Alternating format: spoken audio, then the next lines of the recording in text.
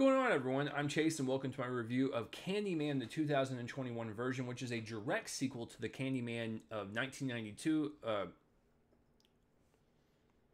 What's going on, everyone? I'm Chase, and welcome to my review of Candyman, the 2021 version. This is a direct sequel to Candyman from 1992 of the same name, and yeah, so I didn't know it was a direct sequel until I looked it on IMDb just now, just for you guys, before I recorded. Fantastic. So, so my history with, first of all, I gotta say that I'm deeply sorry that I'm late to the party with this review. Life got in the way. I didn't have a chance to review it, but it's October, spooky month. This is a horror film, so why the heck not? Anyways, my history with Candyman. I remember seeing this in middle school. My friend and I would watch all types of horror films, and that's where I fell in love with this genre. We would watch all the classics: Nightmare on Elm Street, Friday the 13th, Halloween, Pumpkinhead, even some smaller ones like that, Chucky, all that stuff, and then even Candyman. I remember that as a really cool horror film where Tony Todd really stood out as one of my favorite horror movie icons. And as you get older, then you start to realize kind of the hidden meaning behind it and how it really ties into the nasty history in America, preferably talking about slavery.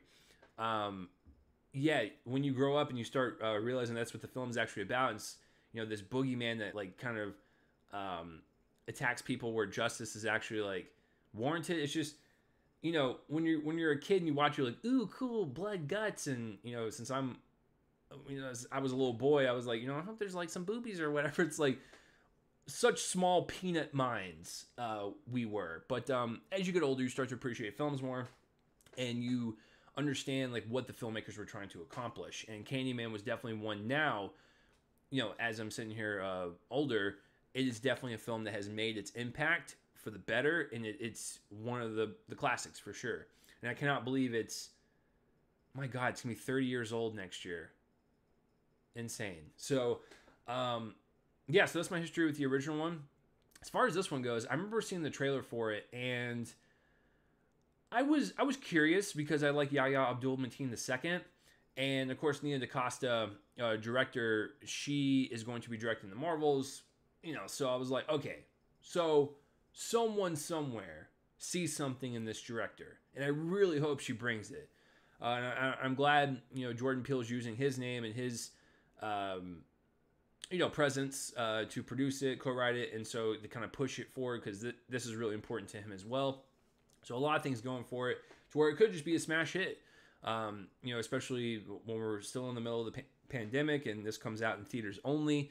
It's a horror film that came out in July, I believe. So it could have been a huge monster hit. And I think for the most part, it did okay, right? I think it made some money. So I'm glad that this horror franchise has still got some staying power. After watching the movie,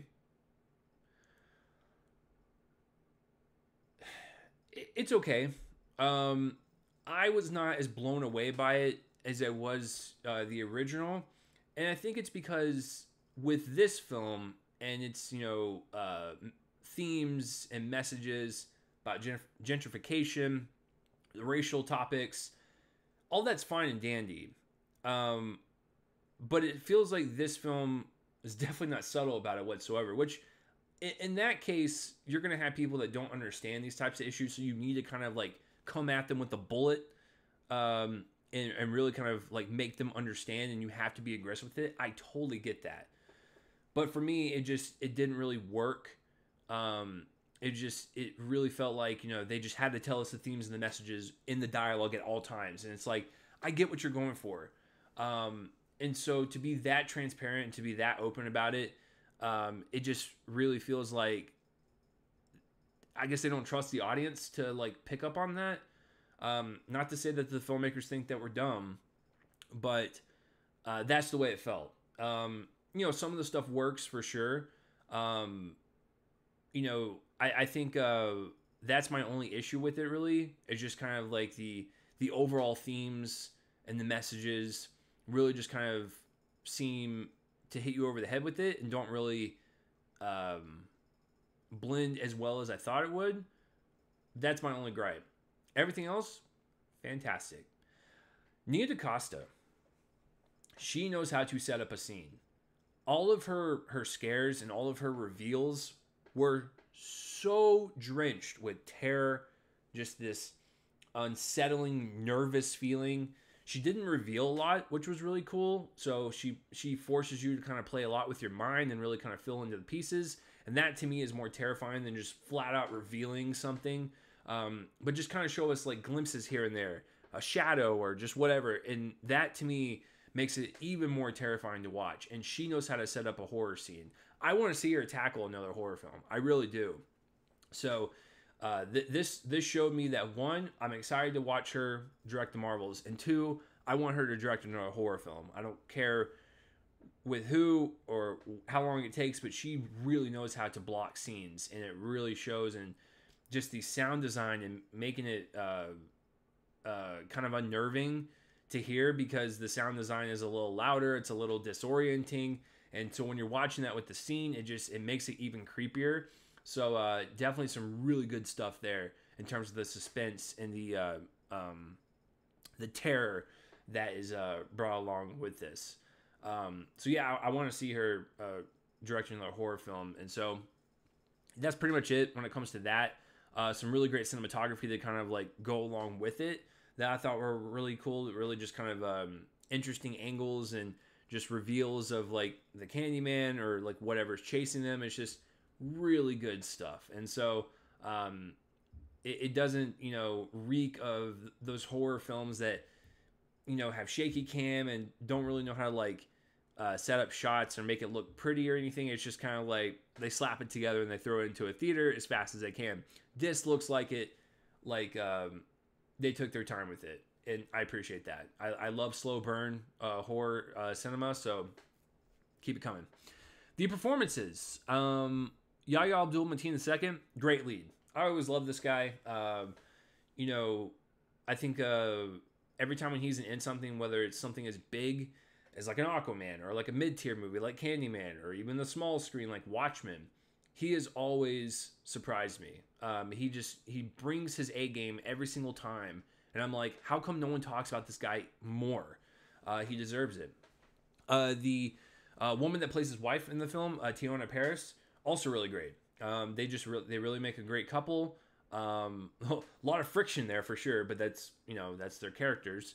But they really kind of brought it with the chemistry and the back and forth and the dread that's looming over both of them and how they both react to it and how they both like are treating each other towards the end. And Yahya is losing his mind at this point, and she's trying to help him because she loves him. It's just a really sweet and tender relationship for sure that I liked. I hope to see both of them in a movie together. And then one of my favorite people in general, Colman Domingo. First of all, this guy has the voice of an angel, and I could listen to him talk and then just go straight to sleep. He's got like one of those voices where it's him, and every time he delivers like a monologue or he's in a scene with another actor, you just let him go. You let him run free, and he delivers monologues and takes it to the next level to where like you're really invested. Every single thing he's in, I love him. And so when he makes his appearance, I'm like, oh yes, please. Like I just want to like hear him have a conversation with the main character. I don't care what it's about. He was in the back of a laundromat in this movie. They could have talked about how to do your laundry properly. I would have been all ears. So Colman Domingo, also one of my other MVPs of this film.